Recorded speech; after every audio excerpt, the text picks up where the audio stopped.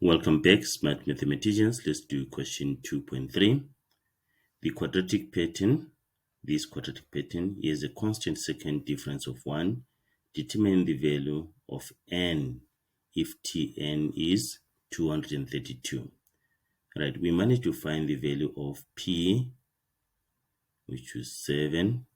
And then we managed to find the value of Q, which is 16 in question 2.1. And then in question 2.2, we found our Tn, and then we say Tn is equal to 1 over 2 n squared plus 3 over 2 n plus 2. Please check those videos if you didn't see them. So we have our Tn now with the nth term.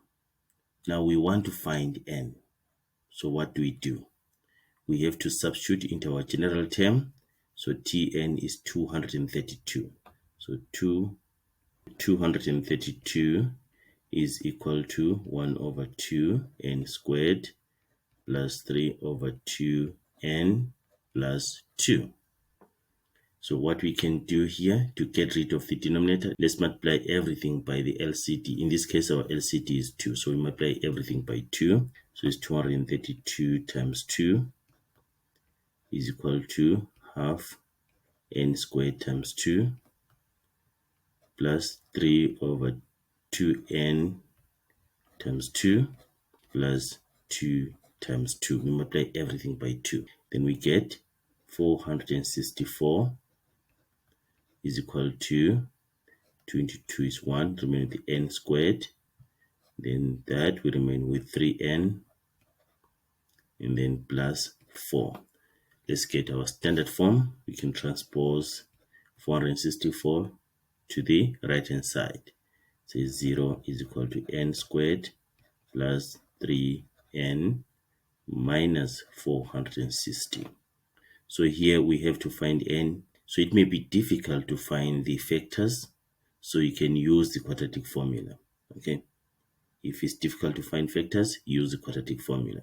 Okay, remember the quadratic formula, just say n is equal to negative b plus or minus the square root of b squared minus 4ac over 2a. And then you substitute there your b, which is 3, negative 3 there. It's going to be negative 3 there because of this negative. Then plus or minus the square root of 3 squared minus 4. Then a is 1. And then c is negative 460. Then all this over 2 times 1. Okay. And then put in the calculator. But you can also factorize. So 0 is equal to, the factors here will be 23 and 20. 23 times 20 is 460. And then if 23 is positive and 20 is negative, they will give us 3. Okay, so it becomes n plus 23 and then n minus 20. Okay, so therefore n is equal to negative 23 or n is equal to 20. Right, this one is not applicable. Why? N is the number of terms.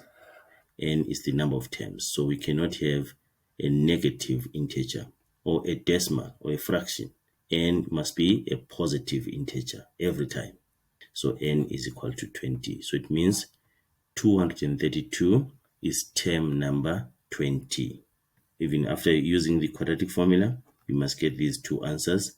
You discard n is equal to negative 23 and just maintain or remain with n is equal to 20.